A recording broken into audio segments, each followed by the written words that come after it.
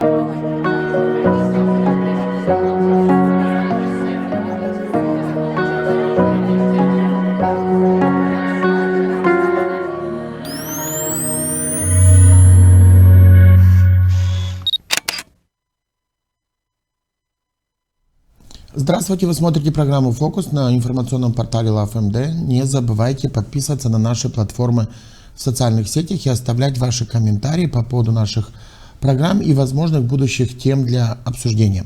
Все вы знаете ситуацию в Гагаузии в связи с тем, что есть проблемы с назначением даты выборов. Исполнительный комитет, по сути, находится в статусе исполняющих обязанности. Через несколько недель Народное собрание истечет срок действия мандата и уже будет работать в урезанном формате согласно местного законодательства, то есть не смогут принимать законодательные акты.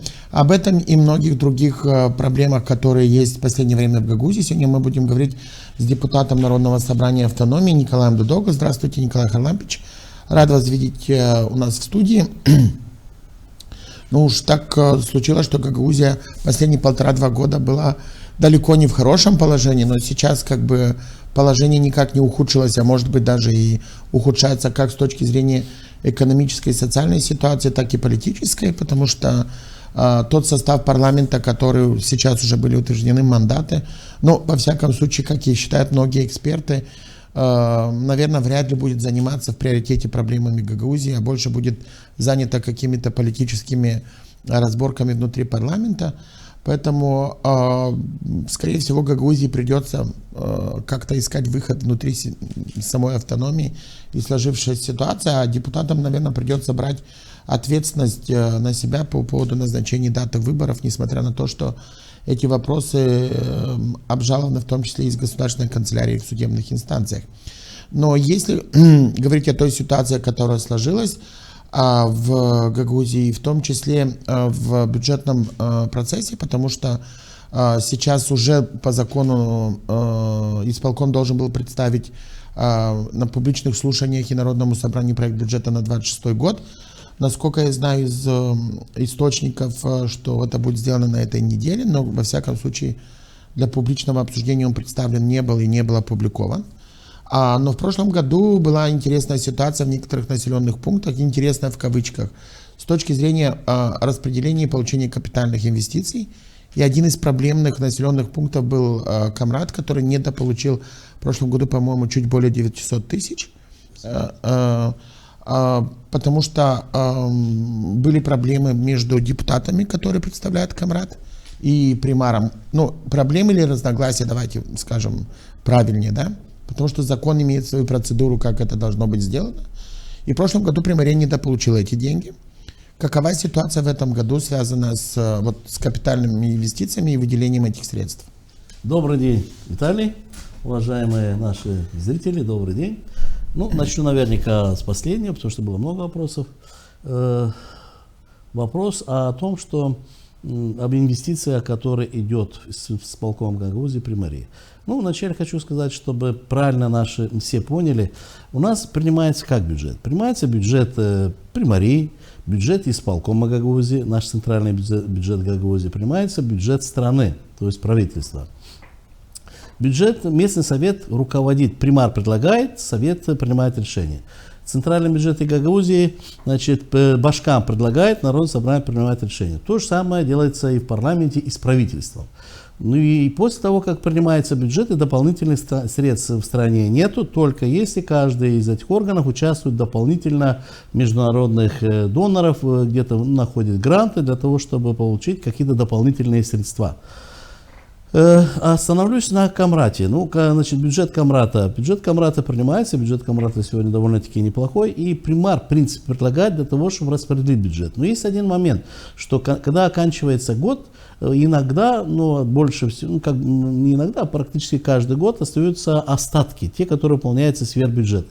И эти остатки в дальнейшем, например, в местном бюджете по предложению примара совет принимает решения и внедряются какие-то проекты. В исполкоме Гагаузии лет наверняка уже 8 назад принят закон, что остатки, которые остаются, переходящие на следующий год, делятся на две части. Ну, в первую очередь, если в примарии резервный фонд распределяет примар советом, то в исполком Народного собрания первое, что делится на два, это резервный фонд. Резервный фонд делится на два, и каждый депутат имеет определенные деньги по количеству населения. Вот, например, Камрад, я имею 80 тысяч лей, которые в течение года я могу поддержать население, ну, по каким-то вопросам, социальным вопросам, операции или что-то другое. Правда, это хватает на 3 месяца. Но то же самое, значит, переходящие остатки делятся на два. 50% это, значит, распоряжается Башкан Гагаузии. Башкан Гагаузии выбирает проекты, и Народное собрание голосует для того, чтобы их осваивать. Ну а 50% этих средств выделяется всем населенным пунктам по численности населения. И вот 4 года, вот уже четвертый год мы получаем средства. Первые 2 года мы получали эти деньги. И в принципе мы, депутаты, в принципе, согласились над тем, что в городе есть большие проблемы с канализацией. И мы, в принципе, не оспаривали, что если примария предлагает на канализацию, мы эти деньги отдаем, как бы не предлагая своих проектов.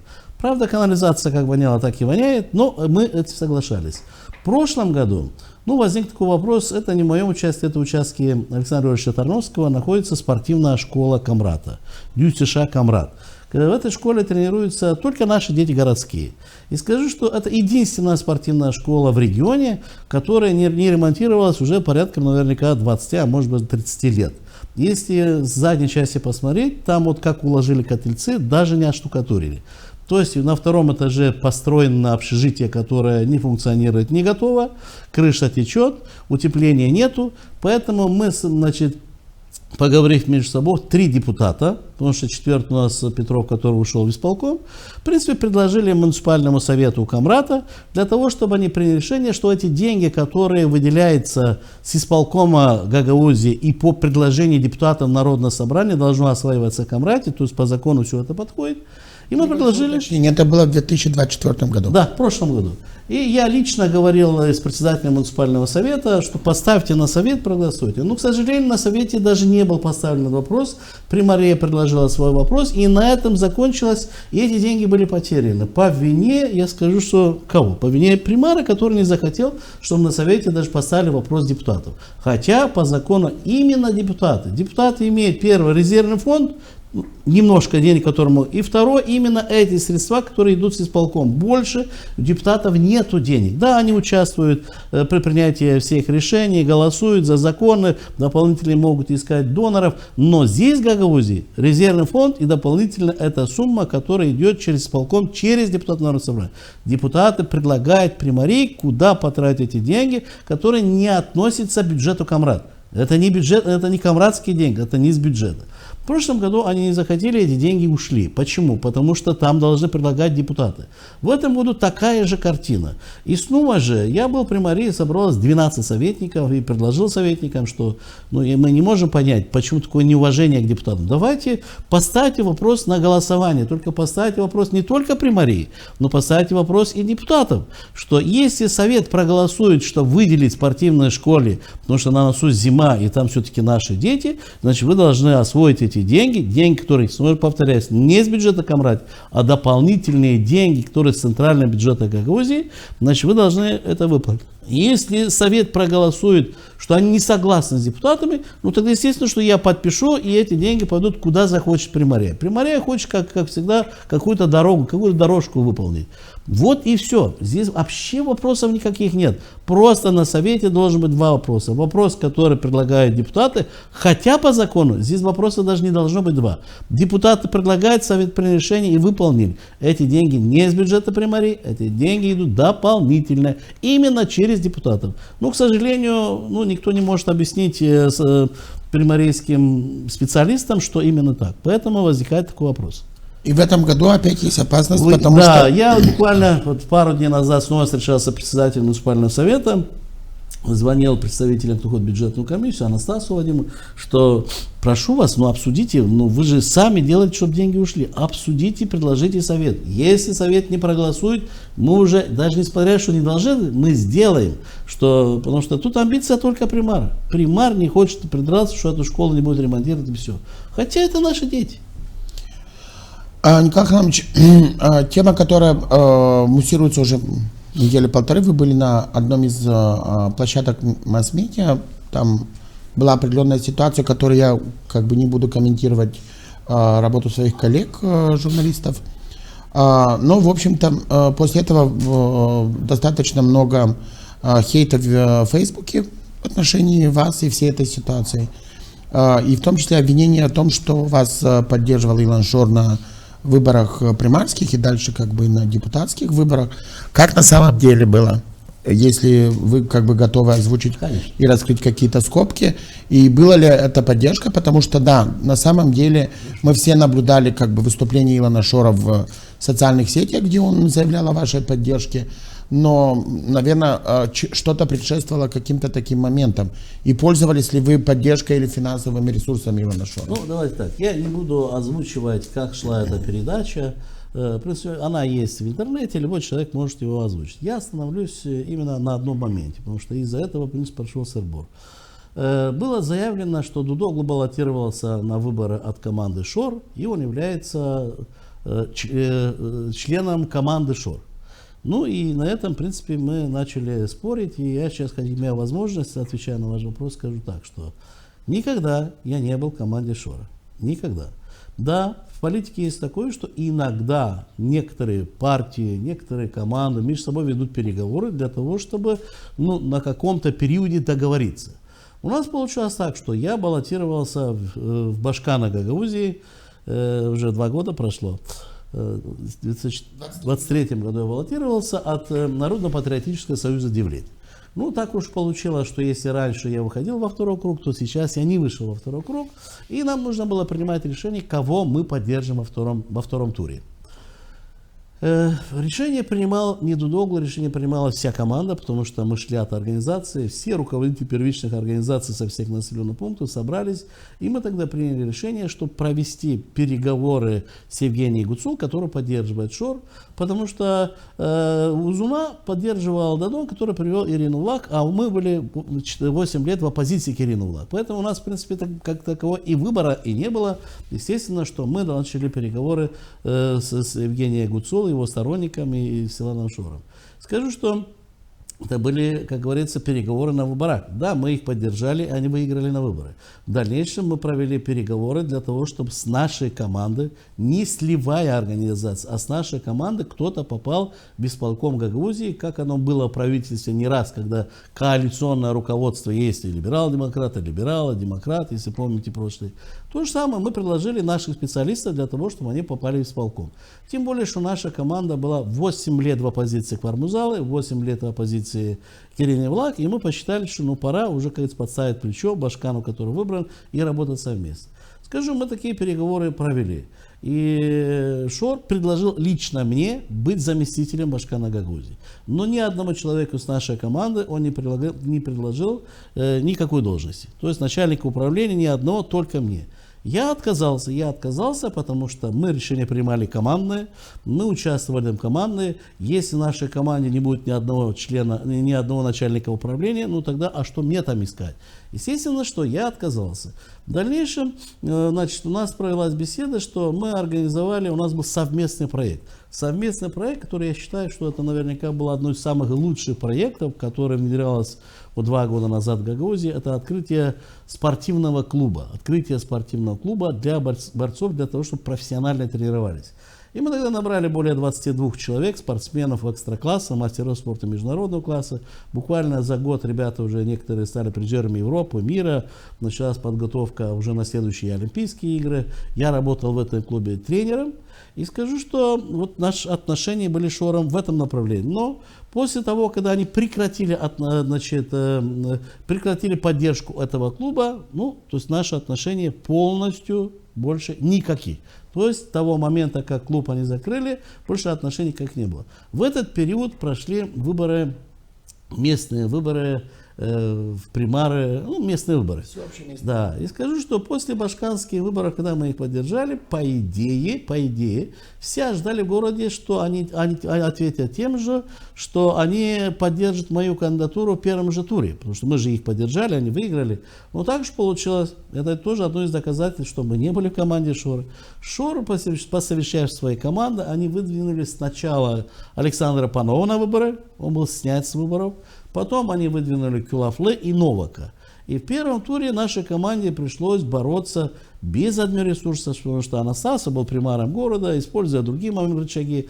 Естественно, что ему было легче, имея большой админресурс. Нам пришлось для того, чтобы выйти во второй тур, бороться именно с командой Шора. И скажу, что с большим трудом, но все-таки мы вышли во второй тур. Мы вышли во второй тур с Анастасовым, а команда Шора вместе с двумя своими кандидатами, они остались сзади. И скажу, что тогда Шор, в принципе, ну, наверняка по-другому и быть не могло. Он же не мог поддержать представителя ПАС во втором круге. Поэтому Илан Шор сделал заявление, что поддерживает Дудоглу. Но это не того, что я был в их команде. Их команда проиграла. Он сделал заявление, что поддерживает Николая Дудоглу. Тем более, что на какой-то встрече я сказал, что нам нужны очистные сооружения, что если нам понадобятся деньги, мы не будем брезговать ничем, любыми деньгами, если нужно, даже попросим даже Илана Шора, потому что нам нужны очистные сооружения. Поэтому он сделал такое заявление. Но я вам скажу, что заявление закончилось тем, что это было просто заявление. Команда Шора, вся команда поддержала господина Анастасова. Председатель Народного собрания сделал заявление, жесткое заявление в мою сторону. Второй заместитель исполкома Гагаузии господин Петров также поддержал. Депутат парламента Александр Суходольский также. Значит, Ирина Влах также, которая курировала управление культуры и образования, несмотря что она Башкан. Поэтому, получается, вся команда Шора поддержали Анастасова. Но я вам скажу, что, в принципе, мы к этому поддержали, уже 2 года прошло. Почему на радио, Молдова радио Камрад, именно этот вопрос стал таким принципиальным, что вы в команде Шора, вы в команде Шора. Я не знаю, почему, чей это был заказ, но еще раз отвечаю, что я никогда не был в команде Шора. Да, у нас были моменты, как в политике частенько есть, что партии между собой договариваются на определенный период, потому что политика это такое дело, что нету вечных друзей, да? Есть интересы. Даже если вспомнить президентские выборы Майи Григорьевны 4 года назад, в принципе, во втором туре, благодаря тому, что Мария Григорьевна поддержала Ренату Саты, и она выиграла эти выборы Дадон. Да? Вначале проиграла, потом выиграла. И здесь ничего такого нету. Поэтому то, что Шор заявил, что меня поддерживает, это я не считаю каким-то преступлением. Это было, в принципе, плохо то, что они обещали, но не сдержали слово. Поэтому я хочу закончить этот спор и сказать еще раз, что, уважаемые журналисты, если кого-то интересует именно мои отношения с кем-то, приходите мне спрашивать, и они выполняйте чьи-то заказы. Николай Иванович, наши коллеги с радио имели право, наверное, задать свои вопросы, потому что они видят программу и приглашают гостей. Но я хочу уточнить некоторые моменты для того, чтобы закрыть тему с Шором. Были использованы какие-то ресурсы команды Шора в первом туре примарских выборов? Нет, конечно. Во втором? Нет, конечно. То есть вы сегодня можете официально заявить, что вы не имели никаких взаимоотношений с использованием ресурса? Нас связывал единственный проект, это спортивный клуб, который, в принципе, это нужно было не Дудоглу, не Шор, это нужно было всей Гагаузии. Это, я скажу, что авторитет всей Гагаузии, потому что ребята были самые лучшие. Я скажу, что если мы сохранили этот клуб еще на несколько лет, у нас были бы олимпийские чемпионы.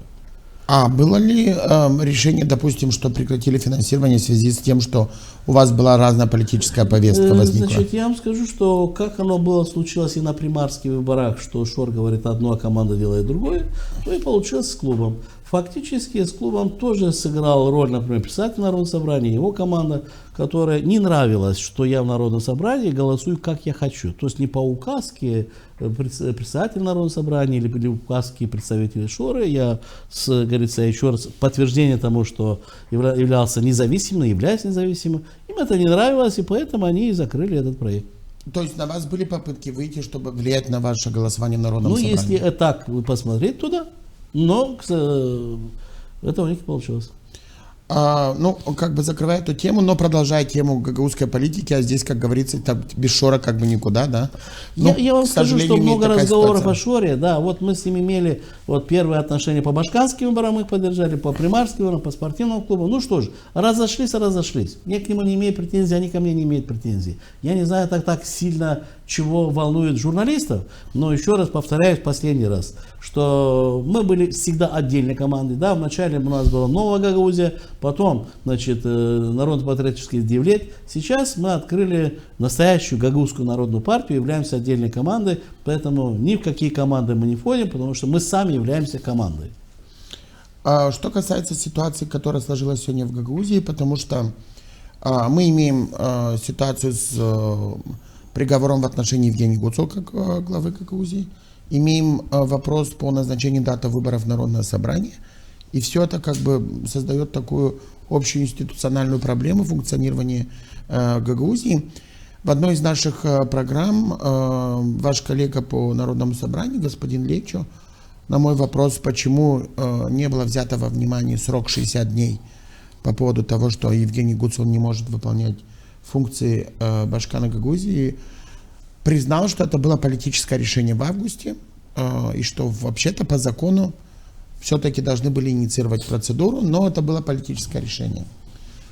Сегодня мы видим, что это политическое решение достаточно негативно влияет на все процессы, которые происходят в Гагаузии, в том числе и бюджетные, и экономические, потому что исполком сегодня, по сути, не осуществляет свои функции, а главы Гагаузии нет, и уже не понятно, сколько будет, потому что ход процесса, который идет в апелляционной палате, ну, как минимум показывает, что это будет не сегодня и не завтра, то есть процесс может быть затянут, а Гагаузия, по сути, является обезглавленной как со стороны башкана и исполкома Гагаузии, и через пару недель та же ситуация постигнет и Народное собрание, которое будет урезано в полномочиях. То есть мандат будет действителен, но Народное собрание не сможет принимать законы. В этой связи, вот как вы оцениваете эту ситуацию и какова ваша позиция? Потому что в августе была попытка сформировать ЦИК, но исполнительный комитет не внес своих 3 кандидатов, как и судебная инстанция. Но если в судебной инстанции есть вопросы в связи с картой судов, то если исполком бы внес эти 3 кандидатуры, то как минимум мог бы быть сформирован ЦИК, который имел бы кворум и мог бы организовать выборы. Ну, Виталий, я вам скажу, что сейчас в данный момент наверняка очень нужно спешить принять бюджет. Потому что если наши депутаты станут нелегитимны, то есть пройдет ноябрь, мы не сможем принять бюджет, и наши все примарии будут работать по бюджету 1 к 12, да, это будет очень сложно. Поэтому сейчас в первую очередь наверняка нужно форсировать исполкому Гагаузии для того, чтобы быстро предложить Народное собрание и принять бюджет, что с нового года примарии начали работать, потому что мы ожидаем, что если выборы Народного собрания затянутся, перейдут на следующий год, ну, то что они же не смогут принять уже, значит, бюджет Гагаузии. Что касается Евгении Гуцул, я вот так говорил и сейчас скажу, что как человек мне ее жалко. Она мать 2 детей.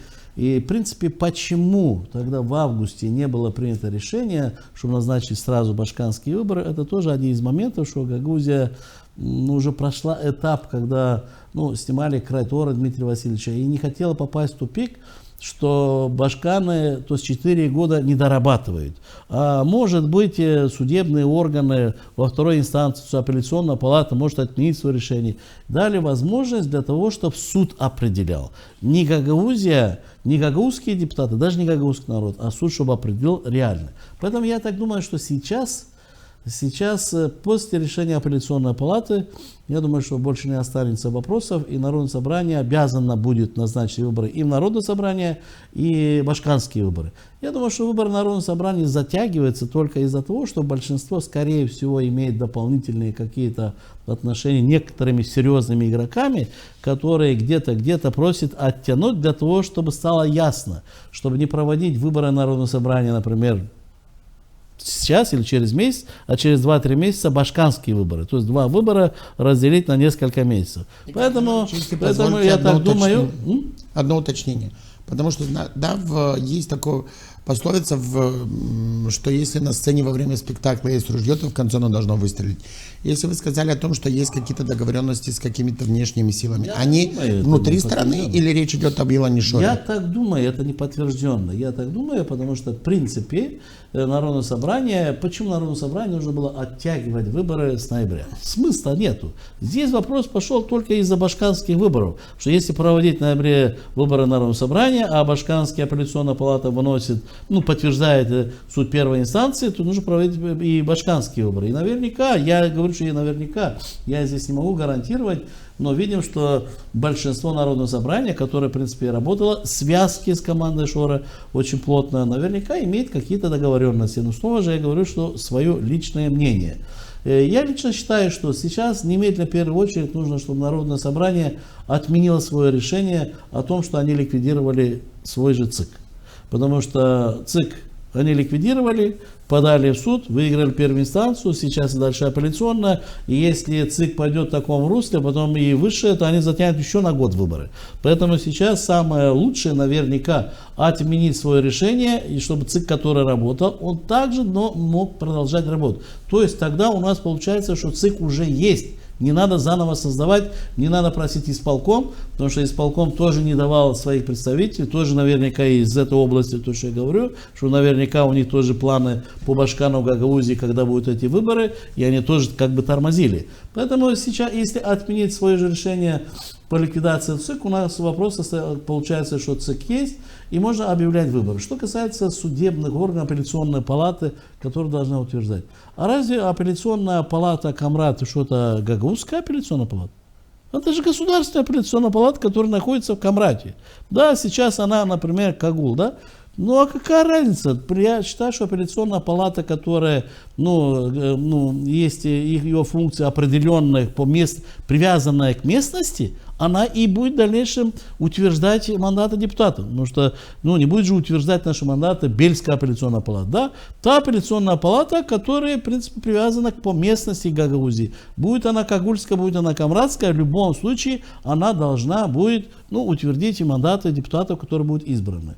Я лично считаю, что выборы у нас пройдут, скорее всего, что выборы будут назначены в декабре, и они пройдут у нас где-то в марте, потому что 3 месяца после этого есть составление ЦИК, 2 месяца идет у нас предвыборная программа, март-апрель.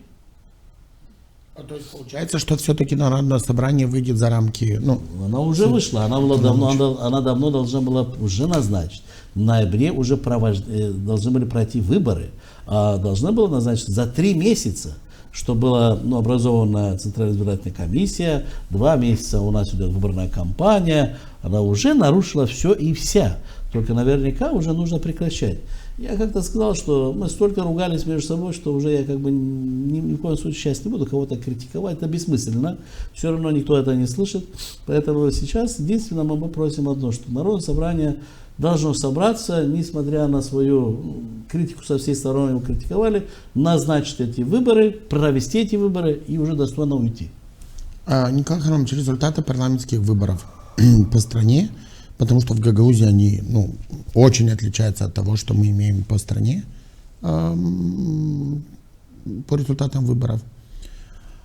Как вы думаете, насколько сегодня влияние Шора играло роль на результаты выборов в Гагаузии? Потому что давайте не будем идеалистами, не будем говорить о том, что ПАС, которая набрала большинство в стране и в диаспоре, имела шансы набрать больше, чем они набрали.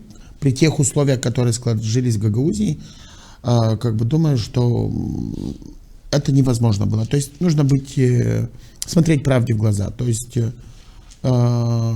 но вопрос опять же получился, что гагаузы проголосовали там 83% за блок патриотов, который развалился.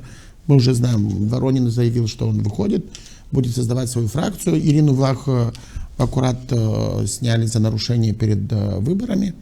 Но гагаузы дали 83%. Теперь что ждать от этих 83%? Вроде бы дали простое абсолютное большинство. А в итоге этот блок, по сути, в нынешнем раскладе в парламенте, думаю, что они могут только там, как Александр Танасев в одной из программ сказал, вспоминая, как они работали с некоторыми депутатами, блокировать трибуну, не пускать депутатов в парламент или там лезть с кулаками друг на друга. То есть он, примерно такой сценарий нарисовал будущего парламента. Что получили в итоге гагаузы? И насколько влияние Шора в этих выборах было в Гагаузии имело место? Я скажу, что Гагаузия ничего не получила, Гагаузия наступила на те же грабли. Прошлые 4 года назад Гагаузия проголосовала за партию социалистов уже, по-моему, 90 с чем-то процентов. Да? Сейчас за блок 80 с чем-то. Тогда, в принципе, эти 4 года социалисты проиграли, ушли в оппозицию. Ничем они Гагаузию не могли защищать. Гагаузию побили со всех сторон, вплоть до того, что начали отменять статьи уже в Конституционном суде. Осталось только одно – ликвидировать Гагаузию. Сейчас Гагаузия снова наступила на те же грабли. Снова, как говорится, мы поддержали тех людей, ту партию, ту команду, которая проиграла. Что касается Шора, я скажу, что Шор, в принципе, поддержал тоже Патриотический союз. И вместе они набрали этот процент, который набрали. Потому что кандидаты от Шора, говорила, что они кандидаты от Шора. Фортуна, которая, в принципе, набирала довольно-таки много голосов на президентских выборах, Ирина Влах были сняты. Поэтому они работали в одном целом. Я хочу остановиться на этом, сказать, что в Гагаузии полгода назад открыто образована Гагаузская народная партия.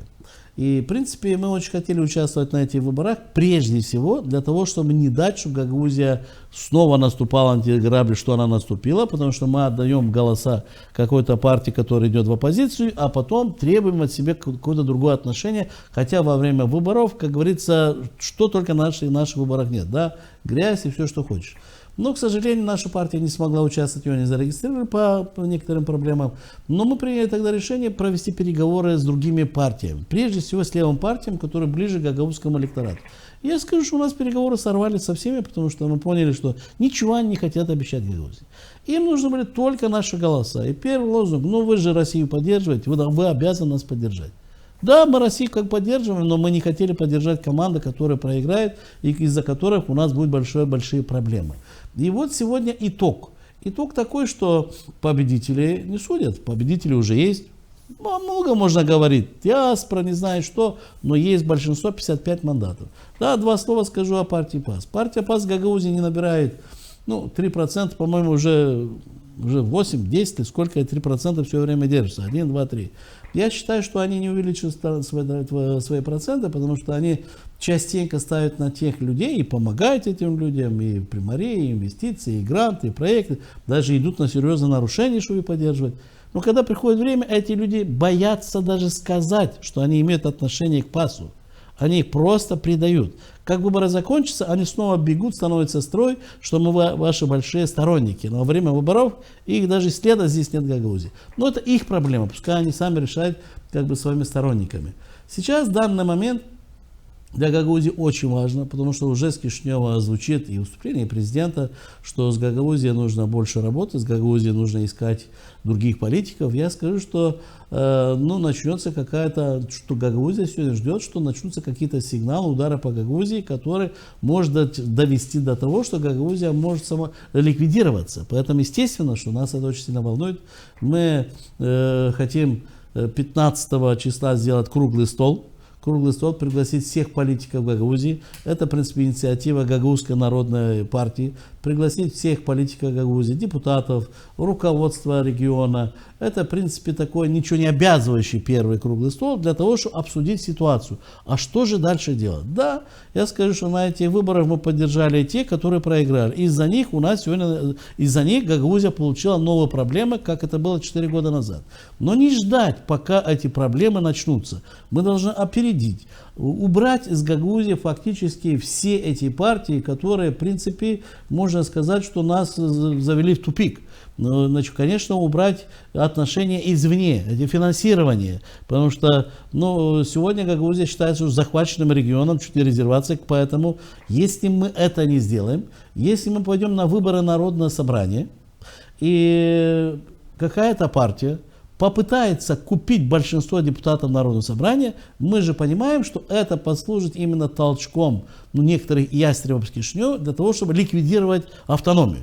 Потому что если народное собрание будет захвачено или куплено за счет средств внешних партнеров и какой-то партии, то естественно так будет. Поэтому сейчас очень важно нам, для того, чтобы не потерять Гагаузию после того, как мы практически, можно сказать, что провалили все, что можно провалить, спасать ситуацию. И вот Гагаузская народная партия, которая не участвовала на этих выборах мы призвали наших сторонников не выходить, не быть на чьей-то стороне, но для того, чтобы иметь возможность после выборов, иметь возможность с кем-то встречаться, с кем говорить. Мы сегодня можем говорить как с партией власти, так и с оппозицией, потому что мы не были ни против тех, ни против тех.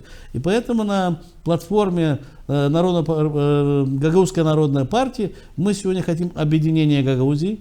Для того, сначала первый стол переговоров для того, чтобы посмотреть возможно, а в дальнейшем набрать команду и идти на выборы Народного собрания, и один из вопросов ставит открыто, что мы должны разграничить, разблокировать наши отношения с Кишиневым. Мы живем в одной стране, нужно прекратить вот эти вот внутренние недовольства, натравливание людей друг на друга, потому что дальше ничего не получится.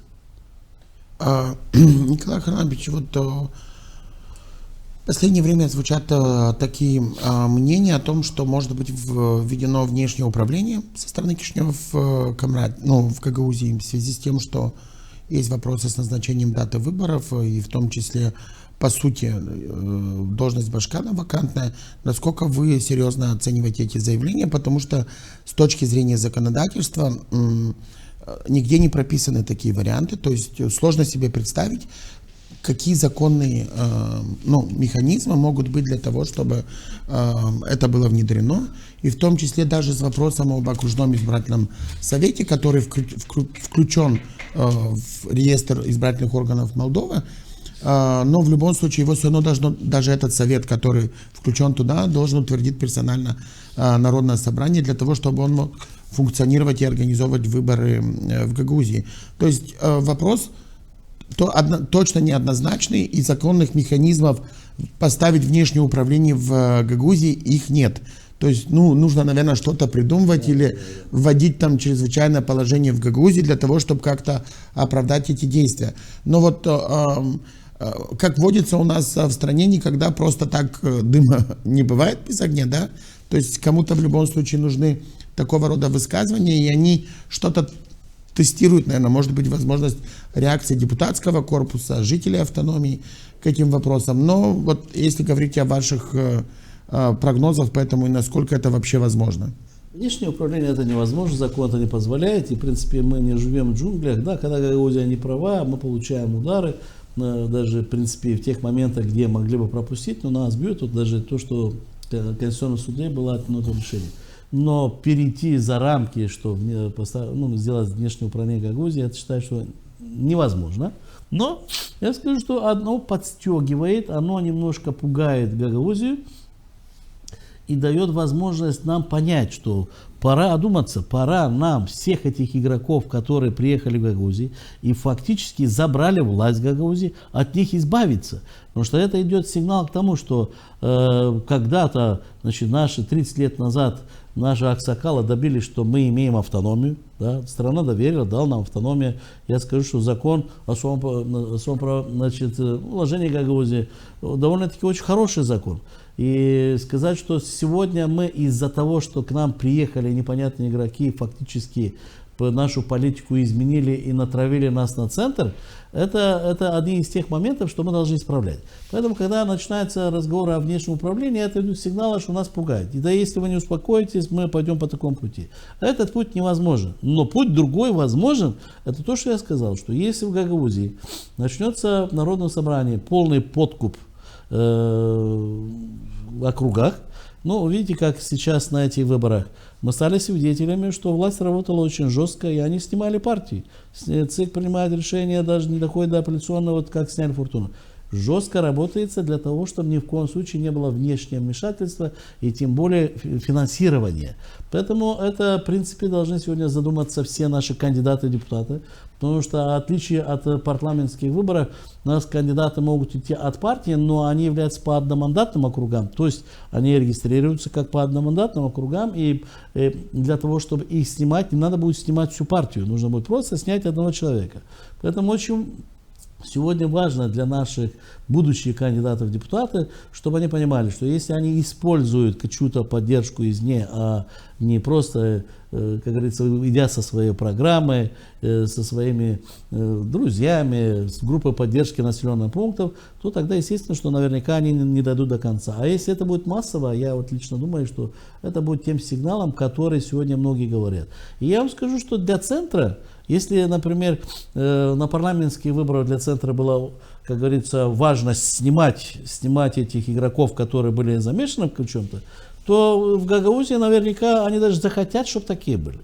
Потому что Гагаузия сегодня стала поперек горла очень многим политикам, да, таким радикальным политикам, которые, в принципе, давят на руководство страны, что Гагаузия нас тянет назад, мы хотим Европейский Союз, они голосуют 99% против и тому подобное. И этим самым они, как говорится, если это, они даже будут следить за этим, что если Гагаузия пойдет по такому пути, они даже обрадуются. Но видите, они сами хотят этого, они сами хотят ликвидации Гагаузии. Поэтому очень важно, сверхважно, что мы могли прежде всего, назначая выборы, избавиться от политических игроков, которые занимаются коррупцией, которые в принципе могут довести до ликвидации Гагаузии. Если говорить о ваших краткосрочных видениях того, что происходит в Гагаузии, вы считаете, что бюджет Гагаузии может быть принят до 12 ноября? Потому что, насколько я понимаю, и говорил в начале программы, он, скорее всего, на этой неделе будет представлен как проект. Но должен пройти еще согласование в комиссиях, должен пройти публичные слушания. То есть определенные процедурные вопросы. Если их нарушат, то не исключено, что госканцелярия может обжаловать. Давайте вспомним последний год Ирины Влах, когда она же подписала закон о бюджете, а потом пошла его и обжаловала в апелляционной палате. Апелляционная палата отменила его в связи с нарушением процедуры. Знаете, никогда так не было, чтобы так быстро Народное собрание утвердило бюджет Гагаузии. Но, честно говоря, я хотел бы. Я хотел бы для того, чтобы... Потому что Народное собрание проголосует, потому что виновато в этом именно Народное собрание. Мы затянули эти выборы. Поэтому Народное собрание, я думаю, что все 35 депутатов будут голосовать, потому что есть наша вина в том, и из-за нашей вины могут пострадать бюджеты всех населенных пунктов, может пострадать вся Гагаузия. Сейчас все зависит от исполкома Гагаузии, от управления финансов, которое сможет формировать так быстро бюджет, потому что там, в принципе, идет согласование и с местными советами, местными примариями. То есть работа большая. Я желаю им, чтобы они побыстрее это сделали, для того, чтобы действительно с Нового года бюджет Гагаузии заработал, но выборы не имели отношения к бюджету, а уже выборы, как говорится, отдельно были назначены, возможно, депутатские, башканские совместно. Я благодарю вас за то, что вы нашли время и были у нас в программе. Напомню, что вы смотрели программу «Фокус». Сегодня у нас в гостях был Николай Дудогла, депутат Народного собрания Гагаузии. Не забывайте подписываться на наши платформы в социальных сетях. Сегодня мы говорили о возможности возобновления диалога между Кишиневым и Камратом и о том, была ли поддержка Илона Шора в деятельности Николая Дудогла. Он заявил о том, что поддержки не было ни ресурсов, ни финансов, и у них были определенные договоренности, которые не были исполнены определенными сторонами, и в итоге, в общем-то, это разные политические взгляды, и в том числе голосование Николая Дудогла в Народном собрании не было связано с желанием Илона Шора. А также говорили о том, что в этом году Камрат опять может лишиться капитальных инвестиций, которые предусматривает законодательство автономии, и в связи с тем, что у примара города есть некоторые другие взгляды на расходование этих средств, чем у депутатов, которые представляют Камрат. Как это будет развиваться, наверное, мы увидим в ближайшие недели. И повторит ли Камрат судьбу прошлого 24 года, когда лишился капитальных инвестиций в более 800 тысяч, мы, наверное, увидим в ближайшие недели. А вы оставайтесь в LoveMD, подписывайтесь на наши социальные сети, оставляйте ваши комментарии. Украина.